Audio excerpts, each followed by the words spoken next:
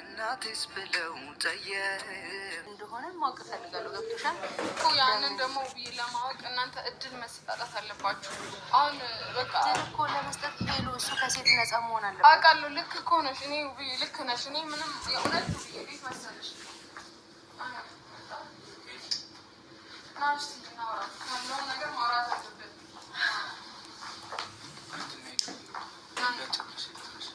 እንዴት መሰለ በቃ ነገሮችን መፍታት አለባችሁ። ተነጋግራችሁ መፍታት አለባችሁ። እኔ ውብዬ ልክ እኮ ነሽ፣ አንቺም ልክ ነሽ። እኔ ጥፋት እንዳለበት አምናለሁ። ግን እዚህ ጋር የገነባችሁት ልጆች አሉ፣ ትዳር ነው። ይሄ ቀልድ አይደለም።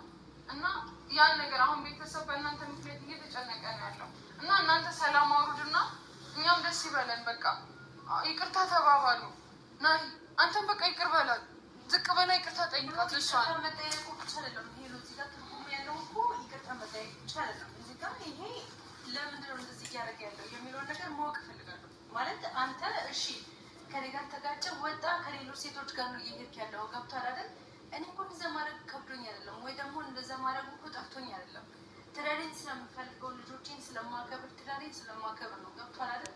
ለነገ ለልጆቼ የማስቀምጠውን ታሪክ ስለማስብ ግን አይደለም። ምንድነው ችግር? እስቲ ችግርን በግልጽ እንድትነግረኝ እፈልጋለሁ። ከኔ ጋር ወጥተህ ሌላ ሴት ጋር የምትሄድበት ምክንያት ምንድን ነው? ያንን ማወቅ እፈልጋለሁ። እስኪ ንገረኝ። አስረዳት ውብዬ። ነግሬሽ እንደነገርኩሽ ነው። ባይዘው ከሴቶቹ ጋር ምንም ነገር የለውም። ይሄን ታውቂያለሽ። እሱ በቃ ይሄ በንዴትና በእልህ ተነሳስቶ ነው እንጂ እኔ ጋር ያለው የእውነት ምንም እንደዚህ አይነት ነገር የለም። እኔ በሱ ማለት ወንድሜ ስለሆነ አይደለም ውብዬ፣ የእውነት እንደዚህ አይነት ነገር የለም። በቃ ምንም ነገር ና ያንተ በቃ እንደዚህ አይነት ነገር አልገባኝም። ታውቂያለሽ አይደለ? እኔ እንድትረጂም ብቻ ነው የምፈልገው።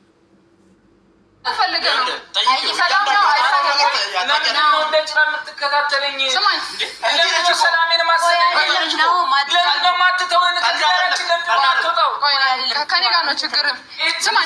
ሰማኛለህ ማለት ነው። ከቻልክ ማለት ነው ከቻልክ ሰላም አውርድሽ። ምን ያገባሃል? ዛሬ መተሽ እንደዚህ ሰላም ያወርዳሉ። ታያለህ ሁሉ ነገር አርፈህ ብትቀመጥ ይሻላል። እንደዚህ አይነት መልኩ ሰላም የሚባል የለም። ሰላም በእንደዚህ አይነት መልኩ አንተ ማን ስለሆንክ ነው? ውጣልን ከዚህ። ማንነትን አሳይሃለሁ። ለምን ስነ ስርዓት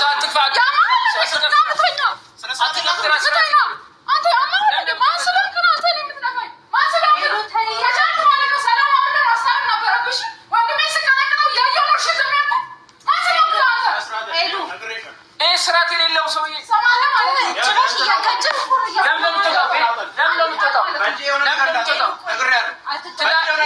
ለማስተካከል የመጣችው የትም አትወጣም። ትሰማኛለህ? አንተ ትዳሬ ለማፍረስ ነው ያልከው። እየታገስኩ ነው ያለው ማለት ነው። ቤተሰብ ሁላ ተስማምቷል። መጀመሪያ ተረጋጋ። አርፈህ ብትቀመጥ ይሻላል። ሰላም ያወርዳል። ውብዬ አንቺ ከእሱ ጋር ወንድምሽ እንደሆነ አውቃለሁ፣ አከብረዋለሁ። ስርዓትህን ጫፌን አትንካኝ፣ ጫፌን አትንካኝ። እሺ ምንም ታወራለህ? ቆይ እሺ ተረጋጋ ኪራ ተረጋጋ። ለምን ማታስታክሽ? ቆይ ለምን ሰላማችን ማይሰጠው?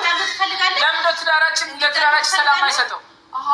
እስካሁን ለካ የምትበጠብጠው አንተ ነህ። ጭራሽ ተደርበህ መጣ። አንተ የዛኔ ደብድበኸው ማለት ነው። አይቼው ላዝም ብያለሁ። ስራው ነው እንዲያስደበድበው። አንተ ዝም ብለህ አታውራ።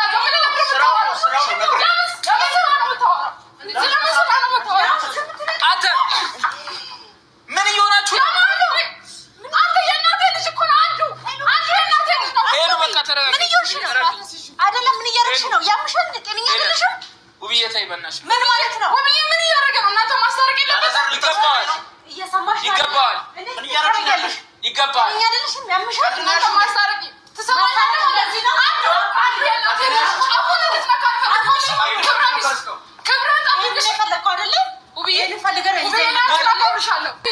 አላጠፋም አላልኩም። አጥፍቷ ጥፋቱን አምኖ ይቅርታ እንዲጠይቅ ይኸው መጥቷል እኮ ቤተሰብ ጋር ሽማግሌ ልኳል። ግን እሱ ያደረገው ነገር እንዴት ስሜት እንደሚል ሄሉ እንደ ሽሮ መብለውን ብለሽ ልትገሊው ነው እንደ ልጁ ላይ እንደ አያስቅም። የምሬ ነው የምላችሁ። የመታችሁ አጉል ቦታ ላይ ነው የመታችሁ ልጁን ማለት ነው።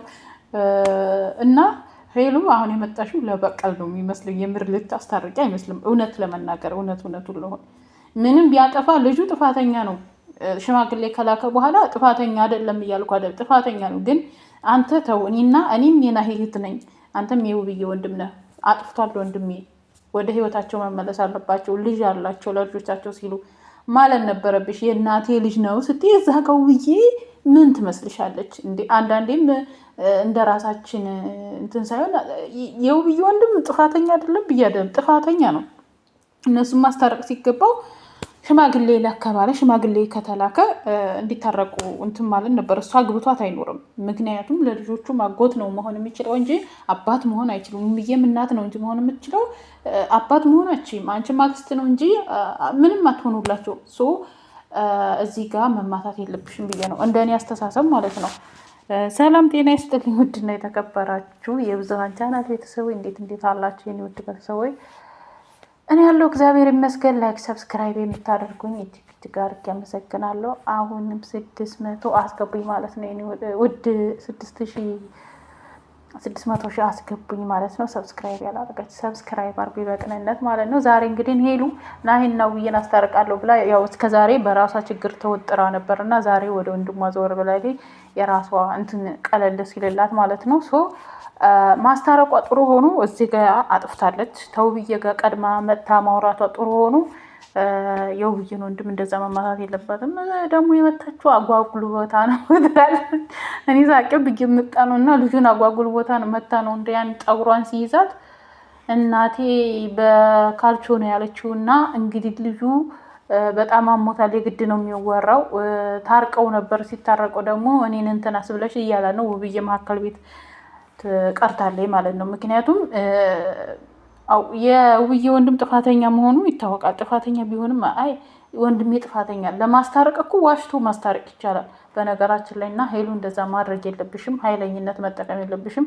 በነገራችን ላይ ውብዬና ናሂን ማስታረቅ የሚችለው ትላልቅ ሰው የናሂ እናት መታና የውብዬ ቤተሰቦች ናቸው። እነዚህ ማንኛቸውም ቢመጡ ጓደኞቹም ቢመጡ ይሄ እሱ ይሄን አለ ነው የሚለው። ምክንያቱም ሁሉም ወጠጤ ስሜቱን ነው የሚናገረው። እና ውብዬንና ናሂን ማስታረቅ ያለበት ትልቅ ሰው ነው ብዬ ነው የማስበው። ከእነሱ ምራቁን ዋጥ ያደረገ ማለት ነው። አሁን አስቡ፣ ሄሉም ልታስታርቅ መጣች።